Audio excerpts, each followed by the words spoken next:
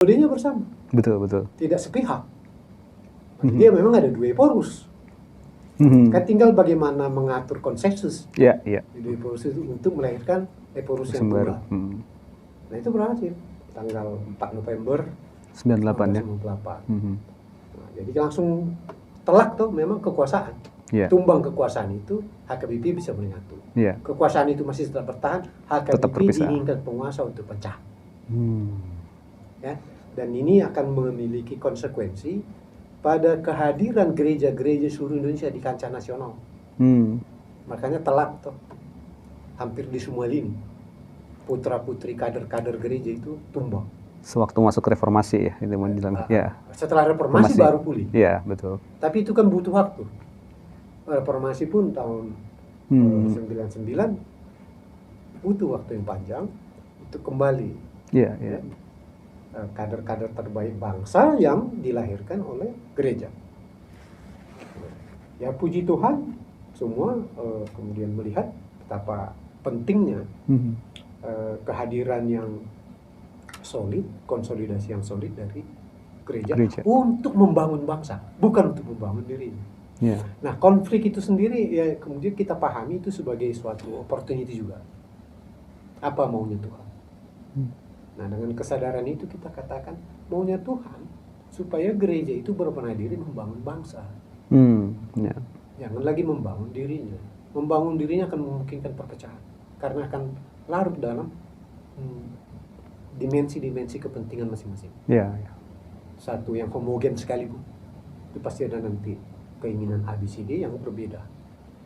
Nah, tapi kalau konsentrasinya ke bangsa, dia akan selalu rindu, selalu dikitari semangat dan perspektif konsolidatif untuk mengerahkan yang terbaik bagi bangsa. Dan itu kan mulai ya.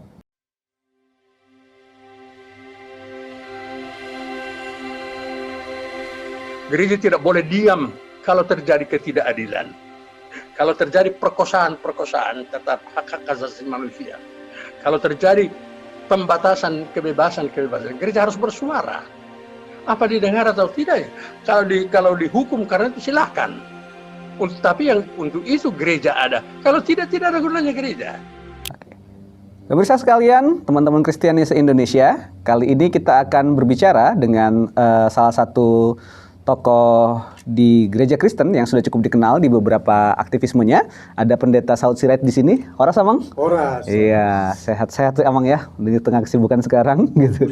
Iya. Pendeta Saud ini adalah salah satu contoh. Kita mau bicara sejenak soal cerita di masa dulu ya, tahun 92 sampai 98. Ada satu contoh, satu gereja, kita sebut istilahnya dulu krisis HKBP ya, Amang ya. Dulu itu cerita tentang ada beberapa inilah ya, kalau boleh dibilang konflik yang terjadi karena ada kepentingan dari penguasa waktu itu yang datang cawe-cawe ke beberapa organisasi keagamaan. Saya kira bukan cuma HKBP yang ngalamin ya, ada beberapa organisasi lain yang ngalamin dan terjadilah waktu itu perpecahan gitu ya. Krisis ini sudah banyak dibahas di berbagai tempat teman-teman, tapi kali ini kita mau menggali secara ini ya, reflektif sifatnya, hal-hal yang mungkin kita bisa pelajari dari hal tersebut dan bagaimana sebenarnya kita bisa menyikapi, karena perpecahan gereja kayaknya masih ada terus ya Amang ya sampai sekarang ya gitu ya. Ada beberapa sinode yang konflik dan yang lain, ada yang karena kepentingan, ada yang karena memang hal-hal yang perlu diperjuangkan, itu yang menjadi ini konteksnya kita dan bagaimana kita menyikapi hal tersebut. Nah, kita mulai dulu Amang, kalau boleh mengenang kembali ya itu peristiwa berarti sudah berapa tahun yang lalu itu, 92, sekarang udah lebih dari 20 tahun ya sudah kita alami dan kita akhirnya bisa rekonsiliasi gitu. Apa yang Amang pelajari dan Amang yang paling rasakan dari momen-momen itu? Iya, jadi saya agak trauma juga tuh karena dalam peristiwanya tahun 92 ya. Sinode Godang atau Sidang Raya permanennya itu digagalkan, bukan gagal, untuk mengambil keputusan terakhir. Saat itu pertama dari pengalaman empirik saya, ada 400 tentara pakai topi baja, ya, dengan lengkap senjata yang sudah terpasang sangkur, dan ada di topi bajanya itu daun-daun. Jadi ini udah siaga 1, artinya udah perintah tembak di tempat. Muncul langsung, ada apa? Saya terjun ke HKBP itu setelah saya selesai jadi ketua cabang GMK Jakarta. Jadi udah sedikit banyak mengerti seluk-beluk apa itu kekuasaan pada masa itu. Dia bilang, saya juga udah penata nasional P4. Jadi saya mengerti begitu. Jadi saya katakan kongres atau muktamar atau musyawarah dari ormas, partai politik, ormas, nggak ada seperti itu di dunia. Ini kan udah lebih perang. Ada lagi ditulis satu diambil alih oleh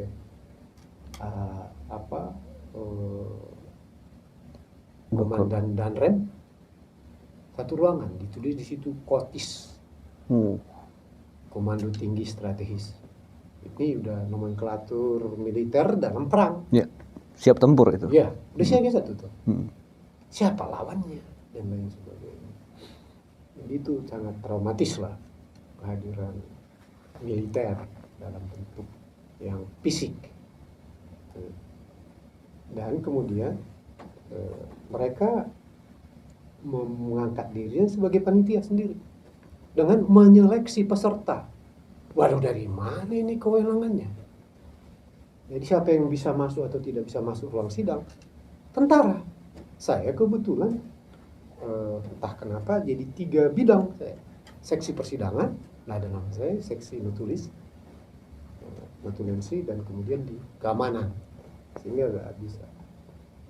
Ya itulah yang terjadi. Ya, yang kemudian kita ini secara kasat mata ini adalah bagaimana mendongkel kepemimpinan yang ada, seraya memasukkan orang baru yang bisa diatur. Jadi kalau kita katakan semacam boneka. Gagal diatur karena itu ya saya katakan minimal 70% peserta sinode agung itu menghendaki masih Eporus pendeta Dr. Sorito Albert Ernst untuk tetap menjadi Eporus. Jadi seluruh peserta sidang dikacaukan hingga tiba batas akhir perizinan. Sebelum batas akhir ada ketentuan di ADRT lah, tata gereja HKBP. Bila sinode tidak berhasil mengambil suatu keputusan, maka Eporus mengambil keputusan akhir. Nah, ya, dipakai itu, ditutup. Dipakailah itu. Dan Rem mengambil alih, memimpin sidang. Kebayang nggak? Dia buka sidang lalu mengangkat caretaker 5 orang. Otoritas apa? Jadi itu yang terjadi. Saya penatar P4 walaupun masih sangat muda, ya, 22 tahun saya udah penatar P4 tingkat nasional. Itu Pak Sarwedi, kepala BP7, mertuanya Bapak SBY. Kemudian saya mantan ketua GMK, dan juga saya waktu itu masih salah satu koordinator hubungan gereja masyarakat Dewan Pimpinan Pusat PIKI. Ya, Persatuan Intelek Islam. Jadi saya memahami lah, ini udah nggak benar. Akhirnya ya kita lawan. Tapi namanya waktu itu kekuasaan, ya, naked power, kekuasaan yang telanjang. Itu terjadi. Sehingga bergeraklah, keluarlah SK Pangdam. Mengangkat pejabat Eporus. SK Pangdam. Di mana itu? Yeah. Ketentuan Undang-Undang Nomor 5 tahun 85 keormasan itu udah bisa. Membubarkan ormas itu bisa. Sesuai PI, HTI. Ini kan dia melalui putusan pengadilan, tapi didahului dulu dengan keputusan pemerintah. Betul. Membubarkan. Yang kedua, membekukan kepengurusan, bukan mengangkat. Jadi membekukan kepengurusan itu ya sudah. Ini memang serba kekuasaan. Nah, ya saya di lini terdepan menyatakan melawan. Karena itu pada saat Jumat Agung tanggal 9 Maret 93 kami dari saya memimpin dari Peraja Turun, kita konsentrasi Jumat Agung di Narmonda. Porsea. Yeah. Masih kecamatan Porsea itu. Di situ lama kita disegat. Lalu dari jarak sekitar 20 meter Intel Kodam nembakin saya. Oh, oke. itu saya pejabat direktur Departemen Pemuda, kawan-kawan pemuda selalu mengiringi saya. Jadi yang tertembak itu satu lupa namanya Marga Sihombing, mamahnya menjual kacang di Tarutu. Ya sekarang dia di Batam itu, tertembak tembus. Karena perisai memagari saya lah. Lalu dalam peristiwa itu ada 6 yang meninggal. Ya. Karena ada pada masa itu sulit membedakan apakah dia prajurit yang menyaru sebagai preman.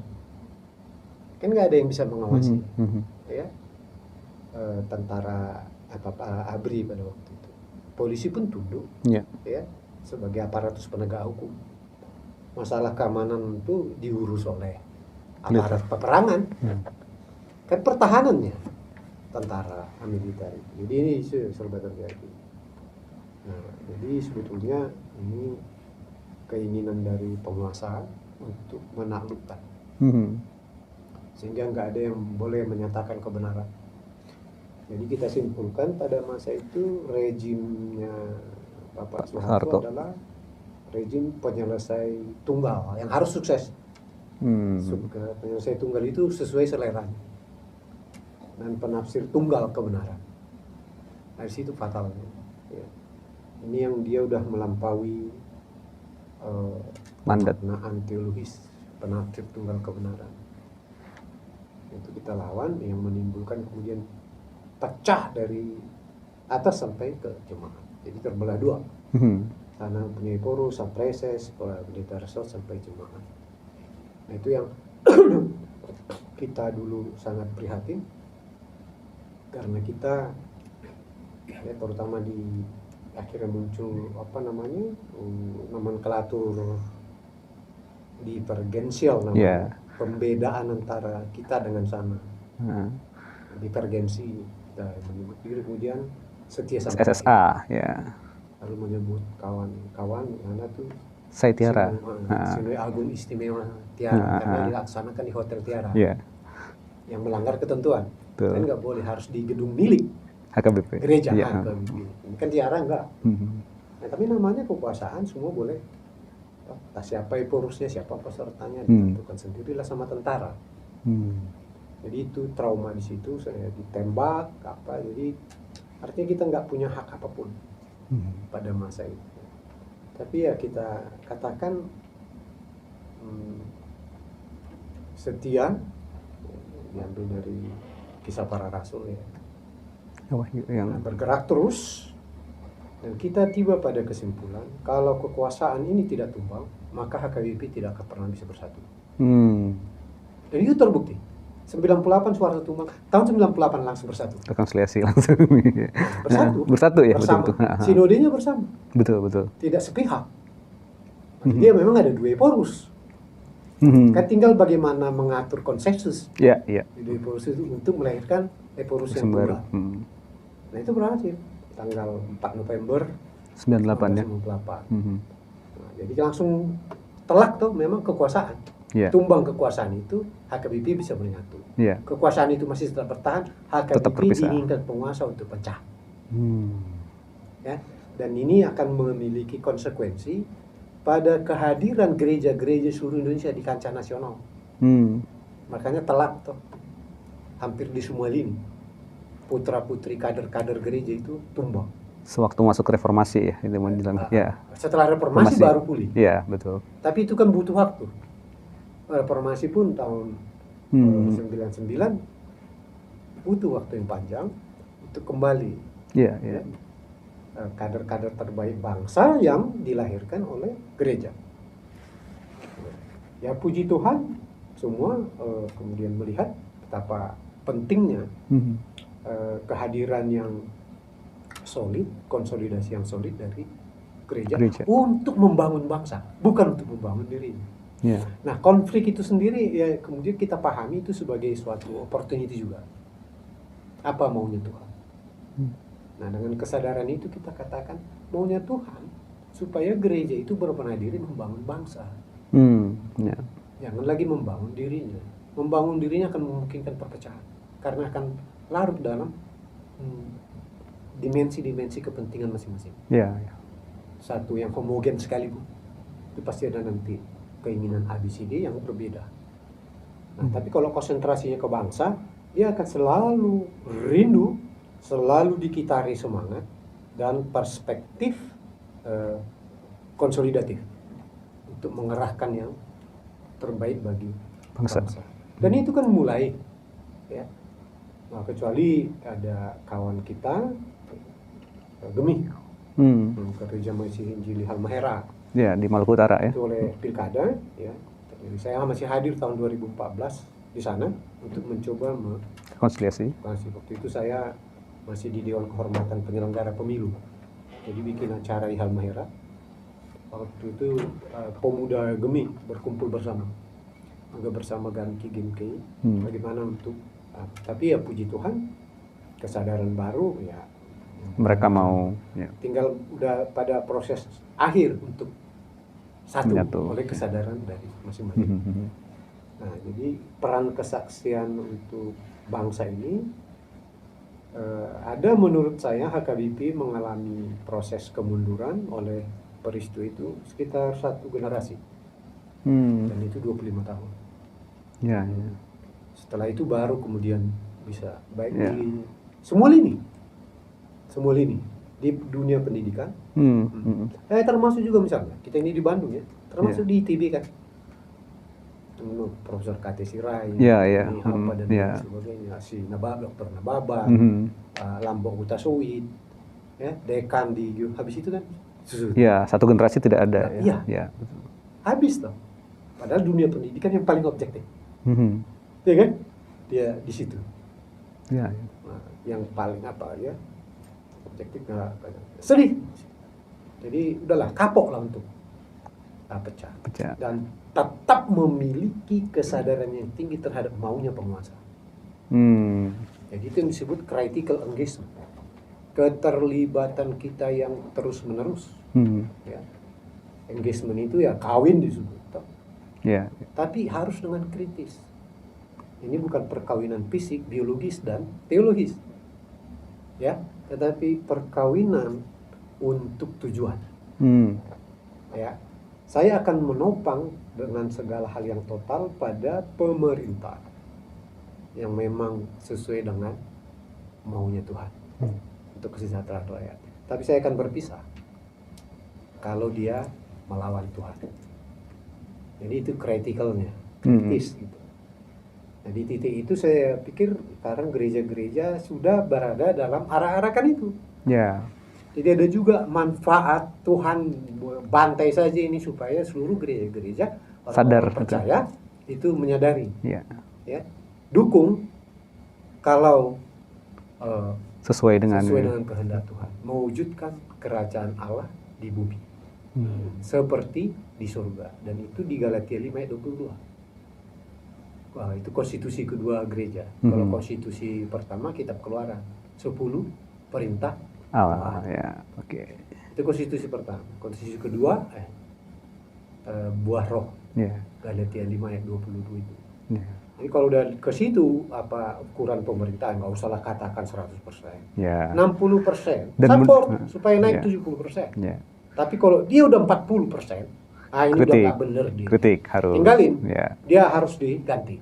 Nah, itu kriteria bersama. Itulah makna dari sebuah konflik.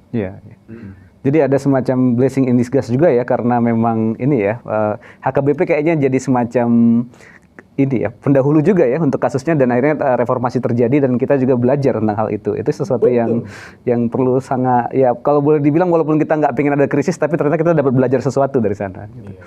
Dan dia menempatkan orang yang tepat. Tepat di sana dan tepat yang di sini. Dan di mana sih ada skisma yang bisa nyatu? Ya, jarang sih biasanya. Gereja, di mana-mana, seluruh dunia, kalau udah mengalami skisma, dua jemaatnya, dua pimpinannya, udah selamanya terpisah biasanya. Jadi ini Indonesia berhasil. Tadi HKBP, sekarang Halmahera. Bisa gitu. Jadi ya, dulu pun ditawarkan pemerintah waktu itu Dirjen Bimas Kristen Bapak Ian Kawatu, sudah Sinode sendiri lagi bisa. Kami biayai selama 5 tahun. Seluruh gereja yang kalian kuasai itu milik kalian, pakai sertifikat. Lalu selama 1 tahun seluruh gaji para pendeta, ditanggung. para pekerja gereja ditanggung negara. Wow. Kami bilang, saya waktu itu delegasi mewakili SSA. Saya bilang, kami ini orang ekumenis. Tidak pernah dengan segala harga kami akan mempertahankan ekumenik. Pemerintah membuat lagi gereja baru oleh konflik. Konfliknya di dalam sekap, kan? Jadi ini enggak, kita tolak itu. Kalau besar, ya besar lah untungnya negara lagi, jadi PNS temporal kan? Iya. Pak Jankawati itu. Jadi kita hadapi senantiasa itu.